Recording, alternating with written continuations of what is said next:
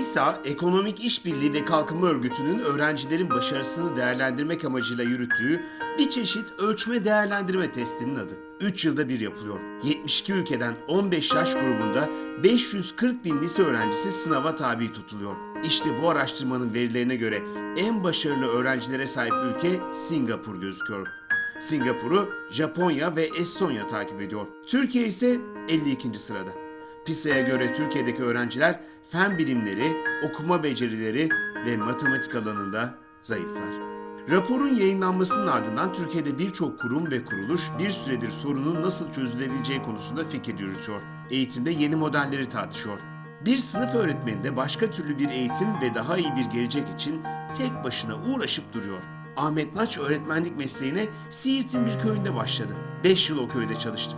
Daha sonra İstanbul'da Esenler'deki Mehmet Akif Ersoy İlkokulu'na tayin oldu.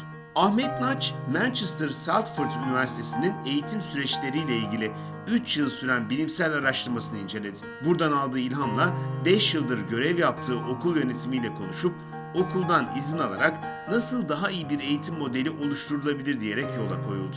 Burası Esenler Mehmet Akif Ersoy Okulu. Fatih Mahallesi'nde bir okul. Çok da kalabalık bir okul. Bir sorun vardı. Bazı şeyleri yapamıyorduk.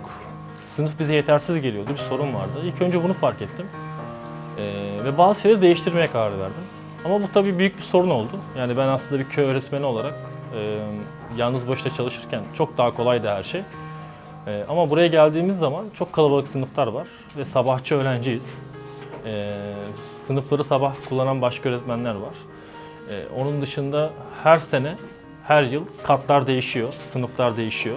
Yani burada aslında bir sınıf değişikliği yapmak ve sabitlemek çok zor. Bir de bizim idarecilerimiz tarafından da burada çivi çakmayın dahi da uyarılarda da bulundu ki haklılar bunu söylemekte. Çünkü onların da bir masrafı var. Önce imkansız gibi gözüküyordu. Ya bunu yapacaktım, ya bu sınıfı değişikliği yapacaktım ya da bu çocukların o sınıflarda bazı şeylerden yoksun olarak eğitim görmelerine razı olacaktım. Ben razı olmadım.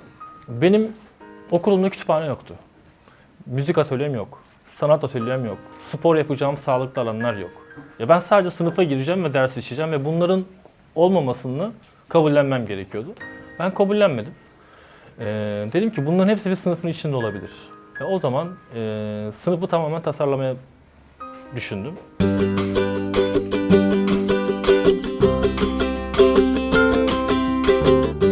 İdealist öğretmen Ahmet Naç önce sınıfın fiziki koşullarını değiştirdi. Her sınıfa bir kütüphane kurdu. Müzik enstrümanları temin edildi.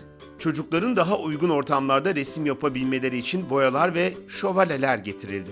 Alışılagelmiş yöntemlerin dışına çıkan Ahmet Naç, rap müzikle ders işliyor. Okul bahçesinde öğrencileriyle resim atölyeleri gerçekleştiriyor. Onları 1. sınıfta basketbol ve tenisle tanıştırdı. Sınıfı 4 duvarın dışına taşıyarak öğrenmeyi keyifli bir hale getirdi.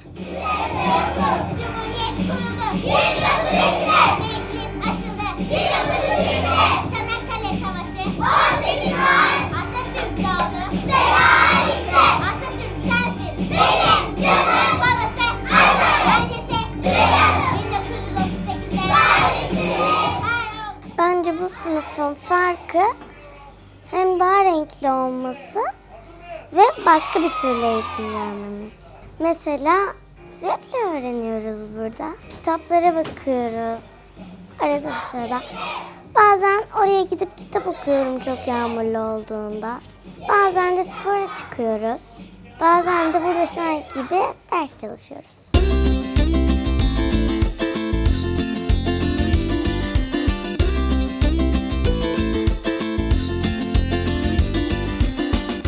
Yeni nesil öğretmen Ahmet Naç, sınıftaki değişim için verileri de hikayenin bir parçası haline getirdi. Maddi imkanı olanlar maddi destek verdiler. Maddi imkanı olmayanlarsa okula gelip sınıfın yeniden tasarlanması için çalıştılar. Ahmet Naç ve öğrenci velileri sınıfın hem şeklini hem de havasını böyle değiştirdi. Sağ olsun öğretmenimiz bize ilk toplantısında benim projelerim var, kafamda düşündüğüm planlarım var. Ben bunları yapmak istiyorum, siz bana destek olursanız dedi. Tabii ki biz böyle bir konuda neden destek olmayalım çocuklarımız için. Sağ olsun her söylediğini de yapmaya çalıştı ve biz de onun arkasında tamam öğretmenim, tamam hocam demek kaldı. O yüzden şu anda böyle bir resim dersi yapamaz bizim çocuğumuz. Normal resim defteri ve boya yapacaklardı. Spor dersi, tenis nerede bulacaklar Esenler'de?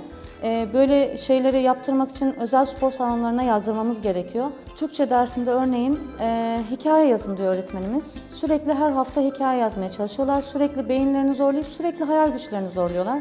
Bu da onlar için gerçekten cümle kurmalarına çok büyük etkisi var. Özgüvenleri de yüksek olduğu için, hayal güçleri de yüksek olduğu için çok güzel hikayeler yazmaya başladılar.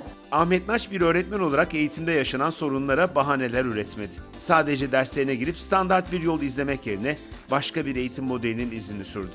Eline boya fırçasını aldı, sınıfını baştan yarattı. Ders işleme yöntemleri açısından yeni bir model geliştirdi. Hem eğitim dünyasında hem de çocukların geleceğinde unutulmayacak kocaman bir fark yarattı.